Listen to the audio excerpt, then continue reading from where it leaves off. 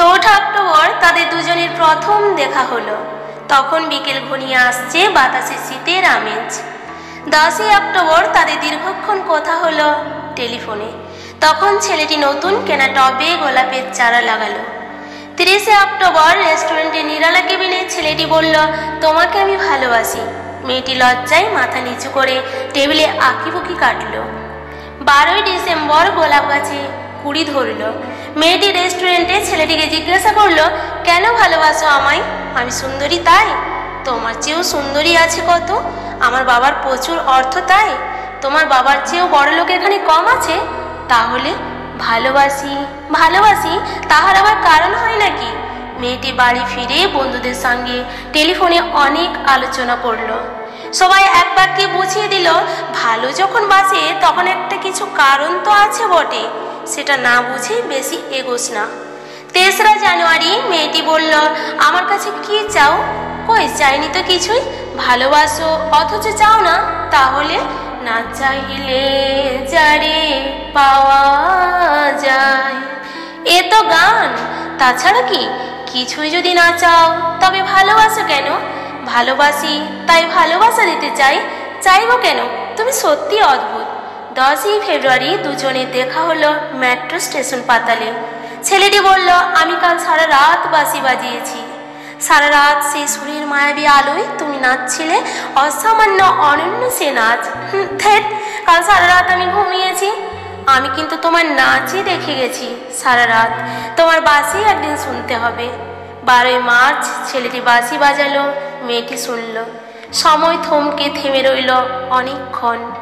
বাঁশি যখন থামলো, মেয়েটি 2 চোখ ভরা জলে বলল, বাঁশি শুনতে শুনতে আমার ঘুম এলো আবেশে। আমি দেখলাম আমি নাচছি মেঘের মাঝখানে, তারাদের পাশে আমি নাচছি আকাশি ফুলের গন্ধ। ডাক্তার আমায় বাঁশি বাজাতে নিষেধ করেছে। সে কি? কেন? বাঁশি আমায় টেনে নিয়ে যায় স্বপ্নের মধ্যে। ডাক্তার বলেছে স্বপ্ন দেখে দেখে আমার মস্তিষ্কে শিরা উপশিরার জট পাকিয়ে যাচ্ছে। তাহলে ভাবছি। 16 এপ্রিল মেয়েটি বলল, আমার বন্ধুরা বলেছে তুমি খুব ভালো, অসাধারণ, কিন্তু তুমি সৃষ্টি ছাড়া। তোমার স্বপ্ন সব অর্থহীন। আমি জানি। স্বপ্ন টপ্ন ছেড়ে দিতে পারো না তুমি? না। তাহলে তুমি তো আমাকে হারাবে। তোমায় পাইনি তো কখনো। 5 মে ছেলেটির মস্তিষ্কে অপারেশন হলো। একটু সুস্থ হতেই মেয়েটি এসে বলল, ভালো আছো তো? এখন আর স্বপ্ন দেখছো না তো? দেখছি আরো সুন্দর সব স্বপ্ন। তাহলে তো দেখছি অপারেশনটা আদৌ সফল হয়নি। বাড়ি ফিরে বন্ধুদের ফোন করলো মেয়েটি। বন্ধুরা এক বাক্যে বলল, বাঁশি বাজানো, স্বপ্ন দেখা সবই ব্যাকডেটেড, সৃষ্টি ছাড়া। তুই আর লোক পেলি না? তুই এত রূপসী, তোর এত উজ্জ্বল পার্সপেক্ট।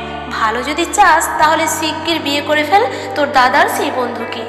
উনি তো শুনলাম কানাডাতে সেটেল করবে। 7 জুলাই মেয়েটি আবার জিজ্ঞাসা করলো, তুমি সত্যি কি চাও বলো তো?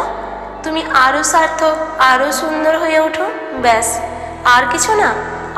আর চাই স্বপ্ন দেখতে। ও স্বপ্ন তাহলে তুমি ছাড়তে পারবে না?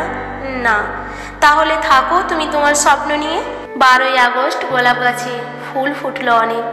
সেদিন দুপুরে ছেলেটির মস্তিষ্কে আবার অপারেশন হলো। 13 সেপ্টেম্বর ছেলেটি মারা গেল।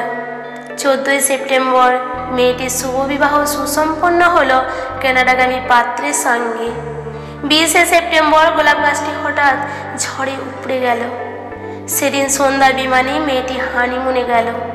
যাবার আগেই বন্ধুদের বলে গেল, স্বপ্নের চেয়ে বাস্তব অনেক ভালো রে, অনেক মধুর। স্বপ্ন দেখে কেবল বোকারা। 4 অক্টোবর ছেলেটির মা ঝরে পড়া গোলাপ গাছটিকে সযত্নে তুলে ফেলে দিলেন। শূন্য টবে তখন কয়েকটা পোকা, কয়েকটা মাছি। আমি ঠিক জানি না ওগুলো পোকা, মাছি নাকি ছেলেটির স্বপ্ন। আমি ঠিক জানি না।